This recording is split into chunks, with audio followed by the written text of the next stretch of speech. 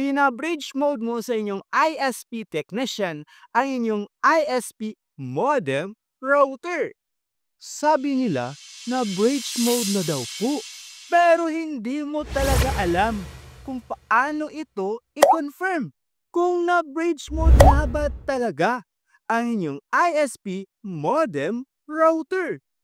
This guide po mga ka-IT will help you determine kung na-bridge mode nga ba ng tama ang inyong ISP modem router.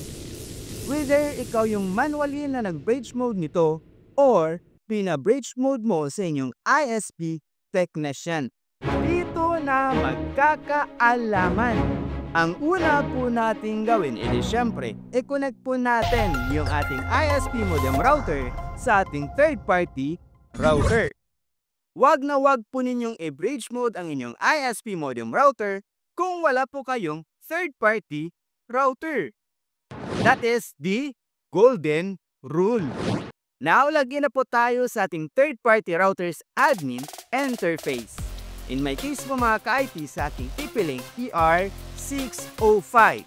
Dito sa status, hanapin natin ang IP address.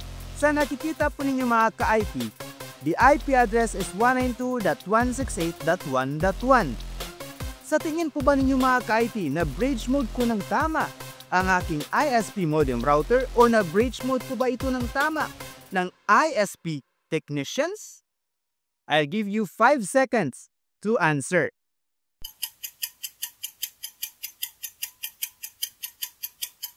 And the correct answer is no. Bakit?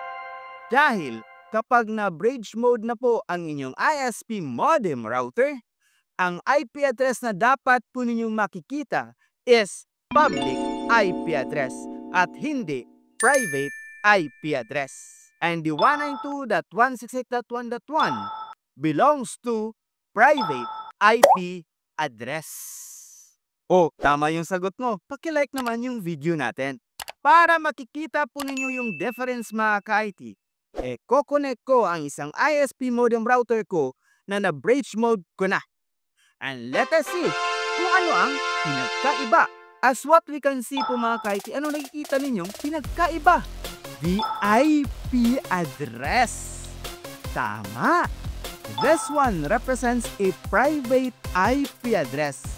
At ito naman po ay public IP address.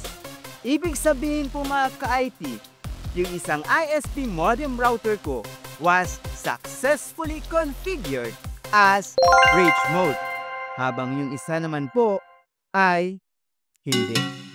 To wrap this up po mga ka-IT, kung ang nakikita po ninyong IP address sa inyong third-party router is public IP address, ibig sabihin, ang inyong ISP modem router is in bridge mode or na bridge mode po ito ng tama. How about naman po yung CGNet IP address? Yung nag-umpisa sa 100 ang IP address. Na bridge mode po din po ba ng tama yung aking ISP modem router? Yes po mga ka-IT, na-configured pa din po ng tama ang inyong ISP modem router as bridge mode. Yun nga lang, yung connection po inyo is behind CGNet. Kuya, gusto ko sana yung public IP address talaga. Yung katulad din sa video po ninyo ngayon. Hindi yung CGNet. To be honest po mga ka-IT, wala na po akong magagawa dyan. That is beyond my limit. That is beyond my control. Ang magandang gawin po dyan mga ka-IT is to call your ISP and request for an CGNet. Ang may tutulong ko lang po sa inyo sa ngayon is to know your ISP modem router's default super admin username and password.